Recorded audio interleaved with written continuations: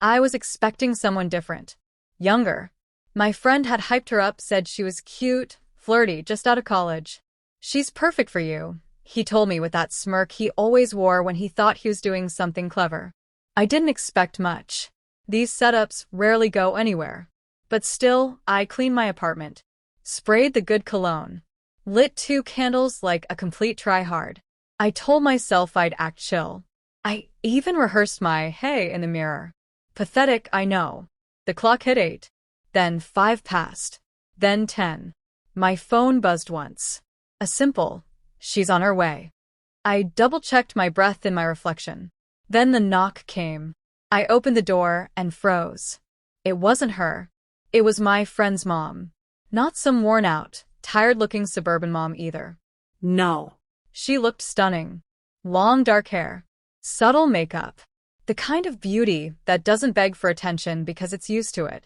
She wore a wine-red dress that hugged curves I hadn't imagined she had.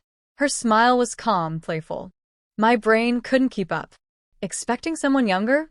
She asked, stepping inside like this was all planned. Her voice was smooth, smoky, like she'd been through enough life to stop pretending. Yeah, I stammered. I didn't know. She laughed gently. Relax. I told him not to tell you. Figured a surprise was more fun. She walked past me into the living room, like she owned the place. I followed, still unsure if I was dreaming or about to be pranked. She sat, legs crossed, and looked around.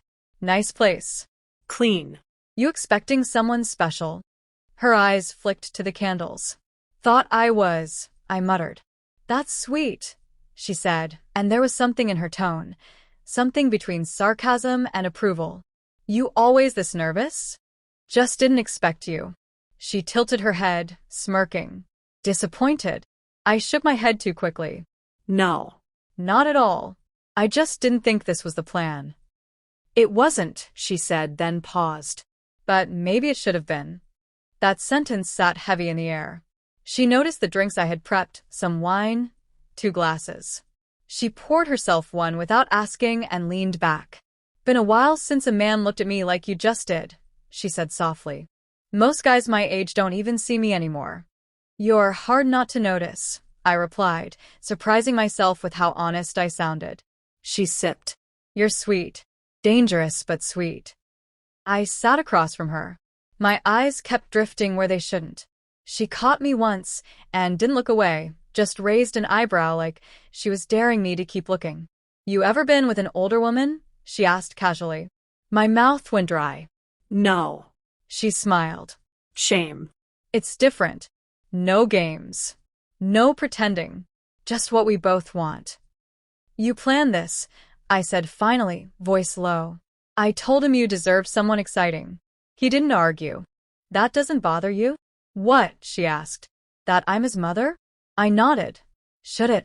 I had no answer. She stood, walked slowly toward me, and sat beside me on the couch. Her perfume was subtle, expensive, intoxicating. I'm not here for something casual, she whispered. I've done casual. I'm here because I wanted to see if the boy my son talks about so much is actually a man. I looked at her. She looked back unflinching. Are you? I think so, I said. She laughed. Think or know?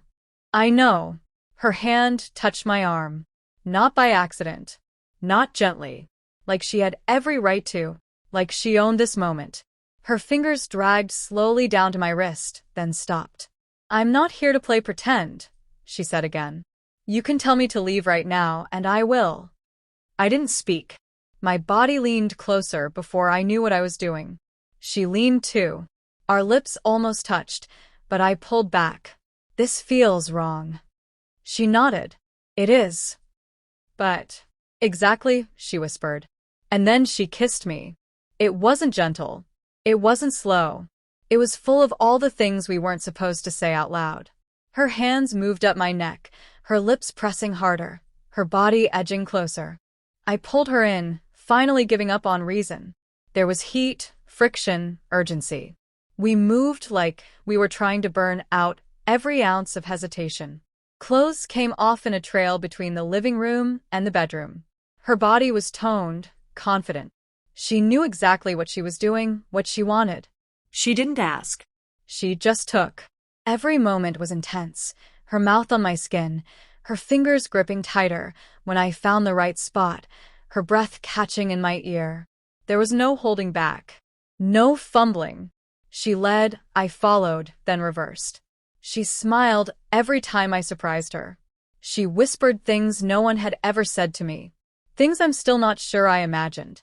When it was over, we didn't speak. She curled into me like it was the most natural thing. Her fingers traced lazy lines across my chest. I stared at the ceiling, trying to make sense of what just happened. She broke the silence first. "You're dangerous," she said again. I laughed softly. "I think you are." "Maybe we're both playing with fire," she said, then kissed my shoulder. "But it's warm in here."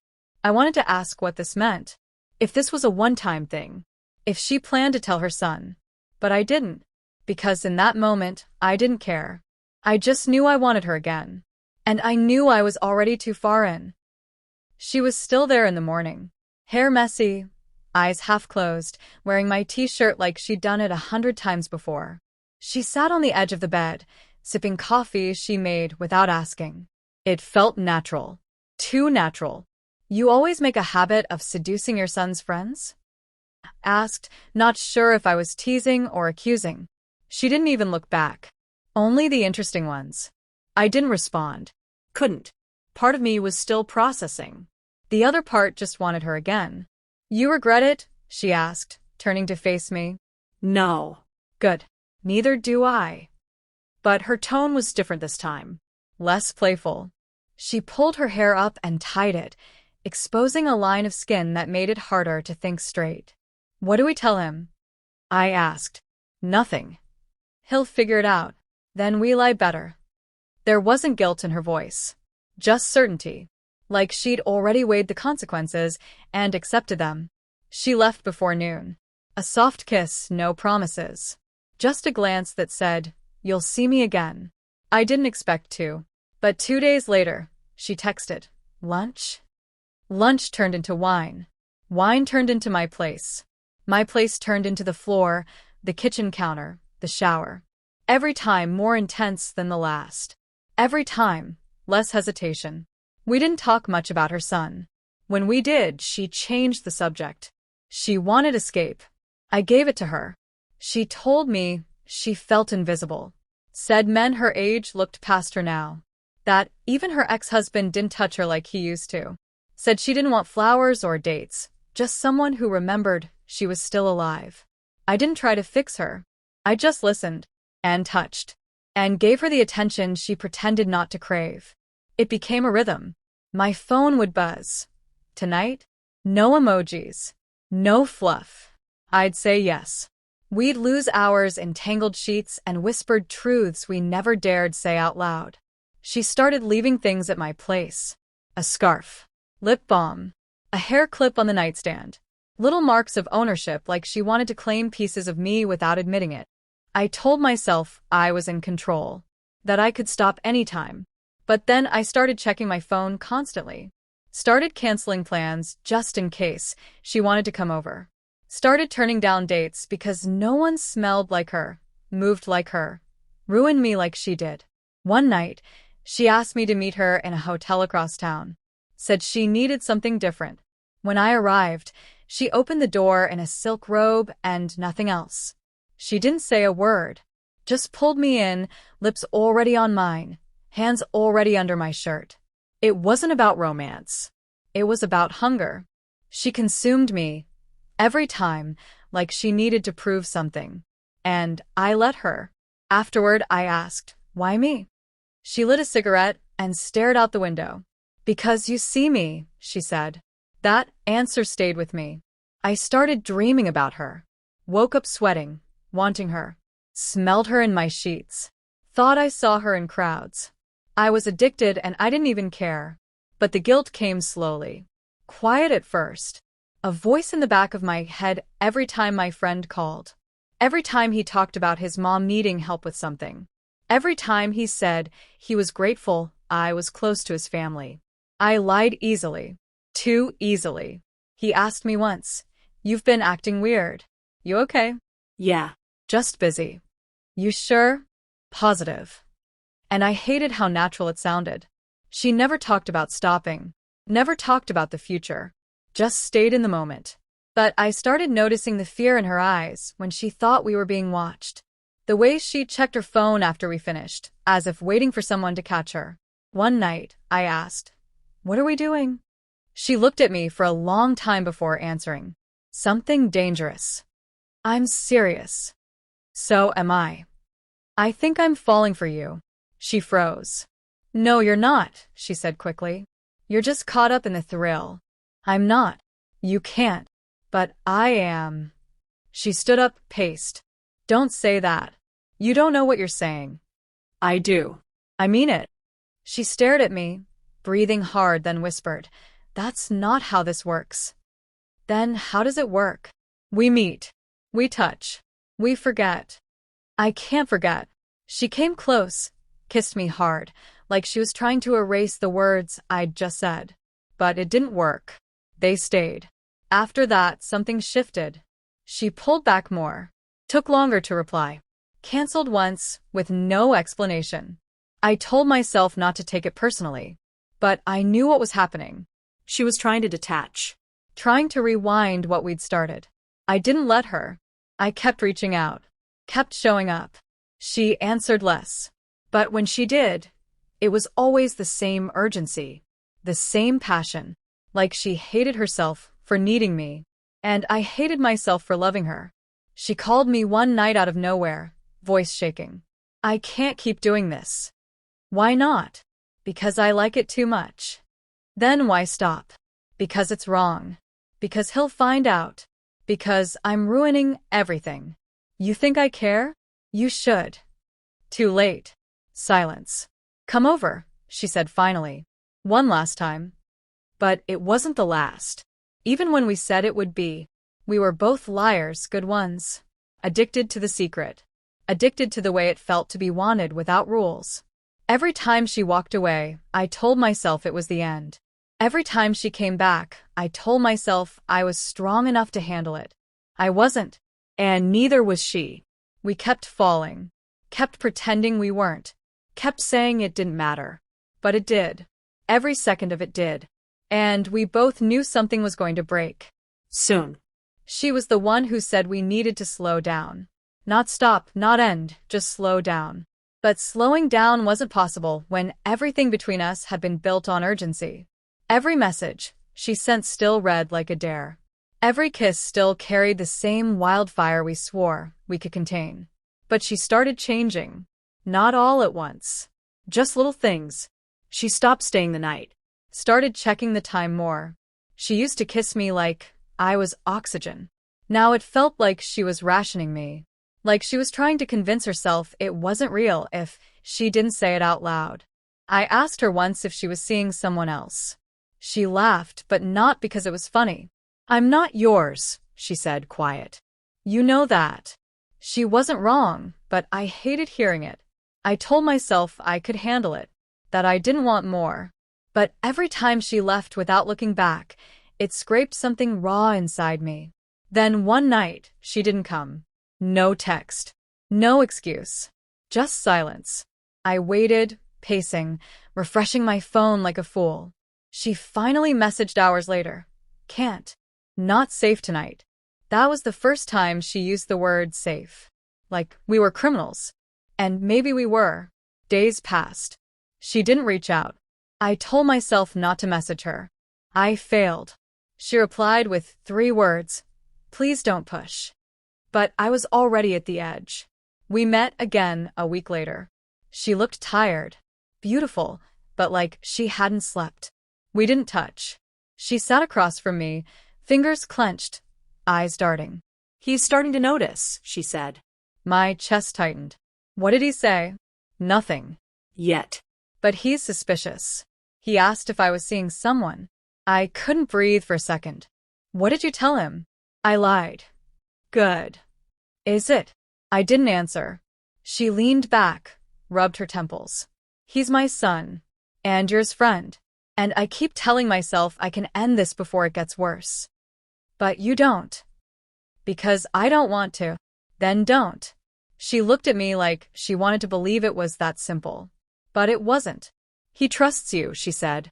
Do you understand what that means? I never wanted to hurt him. Then maybe you shouldn't be sleeping with his mother. That hit like a slap, even though I deserved it. She stood, walked to the door, but didn't leave. Just stood there. I'm trying to make the right decision, she said. You think staying away from me is right? I think it's safer. That's not the same. She nodded, then left. That was the first real gap. A full month. No contact. I kept telling myself it was over, that it had to be. But everything reminded me of her. The smell of her perfume still clung to my pillows. My friend mentioned her once, said she'd been acting distant. Said he was worried about her. I lied again. Said I hadn't seen her in a while. Eventually, I gave up trying to forget. I messaged her.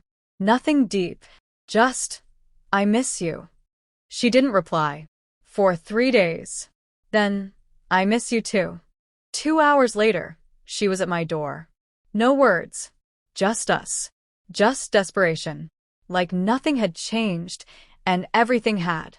She clung to me like she hadn't touched another soul in weeks. It was slow this time, like we were trying to remember what we were without falling apart. After, we lay still. She looked at the ceiling. I told myself I wouldn't come. I'm glad you did. She turned her head. What happens when he finds out? I don't know. Do you think about it? Every time. She closed her eyes. So do I. We stayed silent for a long time. Then she whispered, I think I love you. I looked at her. Say it again. I think I love you. It should have scared me. Should have made me run. But all I felt was relief. I know I love you, I said. She cried. Not loud. Just soft, silent tears I kissed away. After that night, we stopped pretending it was casual. We didn't say we were a couple. We didn't talk about the future. But we stopped lying to ourselves. We knew what we were. Knew it wasn't just lust anymore. Knew it had already crossed every line. We found new ways to hide. Drove farther. Met in hotels under fake names. She started deleting messages. I memorized her number, so I didn't need to store it. We covered our tracks like professionals. But it wasn't enough. One morning, she showed up in a panic. Her eyes red, hair disheveled. She pushed her way inside and locked the door. He saw something, she said. Your name popped up on my phone. I told him it was nothing. But he knows. He's not stupid. Did he say anything? He's hurt. He doesn't understand why I'm lying. And I just keep digging deeper. What do you want to do? She looked broken. I don't know anymore. We sat on the floor, her head on my shoulder, both of us drowning in something that had started with a single bad decision. I used to feel alive with you, she said. Now I feel like I'm running. We can stop. No, we can't. I mean it. She looked up at me. Would you? If you asked me to. She didn't speak. That said everything. We didn't stop. We just got more careful. Less frequent. But when we were together, it was even deeper now. Every touch was a memory we were afraid to lose. Every kiss a goodbye we didn't want to say. But the weight of it started to show. She lost sleep. I lost friends. He started asking more questions. Her son, my friend, stopped inviting me to things. Stopped answering my calls. He knew something. Not everything, but enough to start putting distance between us. And I hated myself for not stopping it sooner. But I couldn't stop loving her. And she couldn't stop loving me. So we kept going. Even as everything around us cracked. Even as we both knew it was only a matter of time. It all fell apart on a Sunday. He showed up at my place unannounced. I opened the door and saw it in his eyes before he said a word. The look wasn't confusion or anger. It was betrayal. Quiet, heavy betrayal. He didn't ask if it was true. He already knew. I saw her phone, he said. The messages. The hotel receipts. You. I didn't try to deny it. Couldn't. He stepped in, closed the door behind him, and just stared at me. You could have picked anyone, he said. And you picked her. There was nothing to say that wouldn't sound hollow. Nothing I could offer that would matter now. He sat down, shoulders slumped like someone twice his age. How long? He asked. A while. Why? I didn't plan it. He laughed, bitter. That makes it better? No. I just didn't expect to fall for her. His eyes sharpened. You fell for her? I nodded. Slowly. Honestly. Jesus, he muttered, standing again, pacing. You were supposed to be my best friend. I know. She's my mother, man. Do you even realize how messed up this is? I think about it every day. He stopped pacing. Looked at me like I was a stranger. Do you love her? Yes. It was the only answer I had left. He didn't punch me, didn't scream, just walked out the door and didn't look back. And that hurt more than anything else could have. She called me later that night, voice shaking. He knows. I know. What did he say? Nothing that didn't need to be said. I've lost him. Maybe not forever. I don't think I can face him again. Do you regret us? She went quiet for a long time. Then, no. Then we deal with the fallout. He's my son. And you're the only person I've ever felt this way about. I don't know if love is enough to fix this. Maybe not, but it's real. She came over 2 days later. No makeup, no perfume, just her. She looked older. Not tired, just stripped down. Honest in a way neither of us had been for weeks. I've been thinking, she said. So have I. I don't want to sneak anymore. I don't either. I can't lie to him. Not again. Then we tell the truth. He'll never forgive me. Maybe not. She exhaled slowly. But I'd rather lose him with honesty than keep him with a lie. That night, we didn't make love. We just lay there, holding on, bracing ourselves for whatever would come next. She told him everything a week later. Said she wouldn't make excuses. That it started as a mistake but grew into something more. That she didn't plan it, didn't expect it, but couldn't stop it either. That she loved me. He didn't say a word during her confession. Just listened. Then left the room. He blocked me that same night. I saw her less after that. Not because we didn't want to be together, but because everything around us was scorched. She was rebuilding trust with him.